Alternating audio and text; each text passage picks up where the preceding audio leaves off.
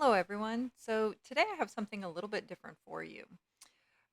My workspace that I'm usually using is a fold-out work table, which is really nice and convenient, but I wanted something a little bit different. So I decided I wanted an antique-looking desk. So I found this one on Facebook Marketplace, and it was free. So bonus there. And it was this painted black, which was not exactly my favorite thing, but I love the look of the desk. I think the desk looked amazing. So my son and I went and we picked it up the other day and came home, and I decided to give it a distressed look instead of like sanding it and completely refinishing it. And I like that kind of distressed look anyway. So I started just sanding on the like the edges and stuff of the piece, um, or sanding heavier along the edges. And I completely sanded, at least lightly sanded, the whole desk. But anywhere that there was a raised spot, I sanded a little bit more because I wanted to bring out that color from underneath. And even on the handles of the drawers, I sanded a little bit on them. I didn't completely sand them down because I didn't want them to look shiny and new. I just wanted that distressed look, so I sanded a little bit. And underneath each one of the handles, so that it was the same on each one, I sanded so that it looked a little bit worn right underneath the handle itself. The back of the desk, this desk was made to be a desk that would go against a wall. And the way I have this set up, because of my backdrop and the cameras and stuff like that, my desk, the back of the desk actually faces out into the room. And I was like, okay, I don't want the back of it to look ugly showing out, but I also didn't want to totally change things. So I actually did the same thing on the back of it because they had actually painted the back too. And so I just roughed up different areas, and there was a little white squiggle back there that I was having issues with. So I actually painted over that with some black and then lightly sanded over the top of that again. And the back actually looks pretty nice. I'm happy with how that came out. The two sides were a little bit more of an issue, especially on the right-hand side. The wood at the bottom was very chipped and broke out. So there were some pieces I was able to glue back in and others that I couldn't. So I colored in the spaces with a stain pen that I have. And I actually used that a little bit later on in the video, touching up a couple spots on the top of the desk. But I used it down there on the side and I colored in the big empty spaces with it, just trying to get that color balanced a little bit. I still did not like how it came out. So later on, I end up painting some black over those spots. Then going back again and distressing it with the sandpaper, and finally got it to a look that looked nice. So if that side is visible at all, it looks good now. So I'm pleased with how that came out. So it was kind of fun as I was working this. I'm like, it would be so cool if you found like a hidden compartment in the desk or something. Because, those are always just like, it's just like so neat when you see these little hidden compartments in a desk or hidden doors in a house or whatever. I don't know if maybe it's just me, but I think that's fun. So I go through this whole thing and I was like, dang, no hidden compartments. And when I was totally done with it, I decided to cut some felt for a few of the drawers. And I'm putting the felt in one of the drawers, and I went, there's a hidden compartment in this drawer. Well, it's not totally a hidden compartment. It might even, no, it's not the drawer I'm working on there. It's ends up being the top right-hand drawer. And there's two little lips inside of the drawer where a false bottom would set. So it wasn't there, but I'm totally going to have to make the piece of wood to go into it to create this false bottom because I just think that's really cool. So there was a hidden compartment of sorts in the desk, so that's really cool. One extra little bonus thing I was excited about. One of the bummers on this desk, though, is it was going to be, the depth of it was going to be smaller than what my work table was. And I have my cameras clamped to the back of my work table and my lights set up along the back edge, and then have the space to work. And with this desk, one, I was not going to really have that extra space to do that, but I also had nowhere to clamp the boom arm and stuff that my camera go on. So I had to figure out something else to do for that. And I ended up, with the brainstorming of my husband and my son, we came to a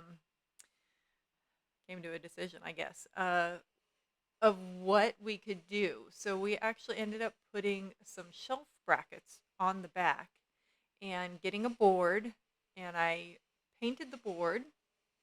And then after I painted it all black. Then I distressed the edges. My husband actually went around the edge with a router, so it kind of had a nice shape to it, as the desk does.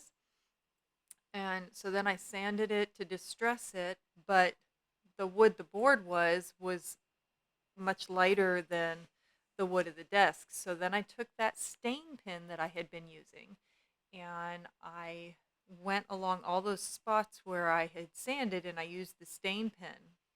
And I actually kind of went back and forth a couple different times because I kept adding a little bit more because I wanted the color to be right in it. And when I finally got that done, I set it onto the brackets and it looked great, but the brackets we got were gray. And from a distance, I could see these gray brackets sticking down. So then I ended up painting the brackets black too, and screwed the little shelf on, and it works perfect. It gives me that extra space that I needed, and I can clamp my lights, or not my lights, my cameras to it. So it actually worked perfectly, and in the long run, I actually end up with a little bit of extra space than I had before. So that works really nice too. So all in all, it came out really nice, and there was a spot on that top right drawer, the one that has the hidden compartment, also had the weirdest thing to it. I thought at first it was just the black paint itself was pooled or something on it, and it looked kind of off. As soon as I started to sand at it, it was almost like a bright orange showing up underneath. So I don't know if the varnish itself underneath had been pooled onto it, or if there was something else on that drawer before the orange or the black went on. I don't know. But when I sanded it, it really looked kind of off. You can actually see a light spot at the top right corner of the handle on that top right drawer. And that's where this bright orange was showing through. So I kept looking at it, and later on when I was working on the shelf for the back and I had the black paint out, I thought, I'm going to go back over those bright spots on that drawer with the black paint and then lightly sand over it so that it gives that same kind of look to it. And that actually worked really well. So you won't actually see that on this video, but I did actually do that, and it ended up looking nice when it was done. So I had a few different places that I ended up using wood glue to try and hold down, like the spot where the white clip is sitting right now. There was a corner on the top that I had glued, and then there was some of the paneling on the side, lower parts, that I had glued too. And I'm working just in these little grooves along the side right now, trying to bring that out a little bit. The little spots like that are a little bit harder in some of the areas. I think that those were the hardest spots actually right along this side here, because it wasn't so much rounded, it was much more of a flat. So if I went straight across it, it didn't quite give the look was wanting. So I used this sanding block and just ran the edge down into each one of the little grooves. So that ended up working. When I was totally done with this, I had decided I was not going to do any sort of varnish to seal it because I like the matte look that's on it. But sitting here making this or editing this video, I found that my fingerprints show up all over the top. So I think I'm going to end up at least rubbing a wax into it so that it will have more of an even look and not show all the oily fingerprints. Let me tell you, editing this video has not been fun today. These recording programs can be a pain in the booty. And I don't know if you've noticed the little glitches in some of my other videos, like a part repeating or no sound or something. And I've had actually quite a few of them have ended up with these repeating parts. And I did that today. I sat here and I edited for a couple hours. And then all of a sudden I had duplicate videos all through it. Couldn't figure out what was going on. And I mean, I was getting really frustrated.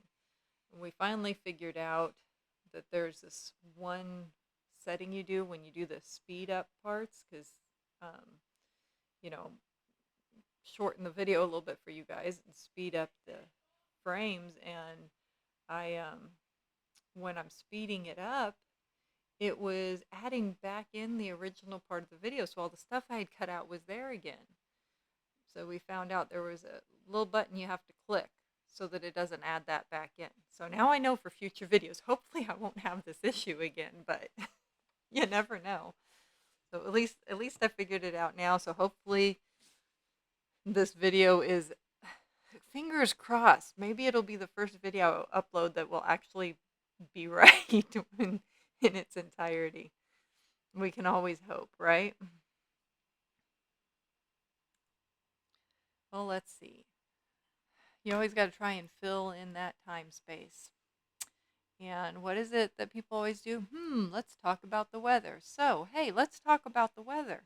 How has the weather been in your part of the world? Has it been as completely crazy as ours has been here, being rainy one second and sunny the next and hailing the next and then snow on the mountains that never have snow? I mean, I think I've seen the sun probably full bright sun 6 different times today. But I've also seen it hail 3 different times today. And it's rained, I don't even know, I can't even count how many times today. And the ground will actually completely dry up. And then all of a sudden, it starts raining again. And it's been like this for, well, quite a while now. It's crazy. Trees falling because the ground's too wet. And yeah, I don't know. But did get to drive through the snow a couple times, and that's something don't normally get to do, and it was very pretty. And I'm glad I don't live somewhere that it snows all the time, but it is pretty to go see the snow from time to time, so that was kind of fun.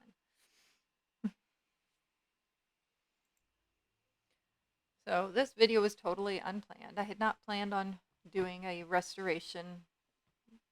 I don't even know if you'd call it a restoration, but a video like this, working on furniture. I had not planned to do anything like that, but when I ended up getting this piece of it was like, And the person I got it from asked if I was going to do a video, and I thought, why not? I mean, I don't have a set rule for what I do, right? So why not do something like that? And the video that I had planned for this week, we'll just have to wait till next week. That always works, right? So here I was washing it down, trying to get all the there was black powder everywhere. I had it all over the place. I had it on my face a few times too. But when I washed it all down and it looked all wet and shiny, I did not like the way that looked. I liked that matte finish. Though there was other people in the household that liked the way it looked wet and thought maybe I should varnish it, but I didn't want to. It's my desk. I'm the one who's working on it. I have to look at it all the time. So I decided to leave it the unshiny matte finish. And I'm glad I did.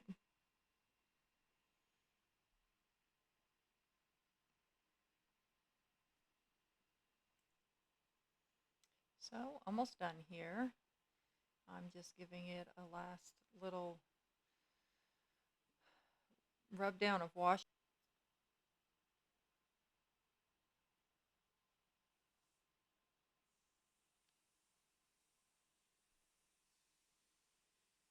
And here I'm using that stain pen that I had talked about earlier. A few little dabs. Don't forget to like this video, and if you'd like to see more, click subscribe. Last little dry, and the end result. I hope you enjoyed this. We'll see you again soon.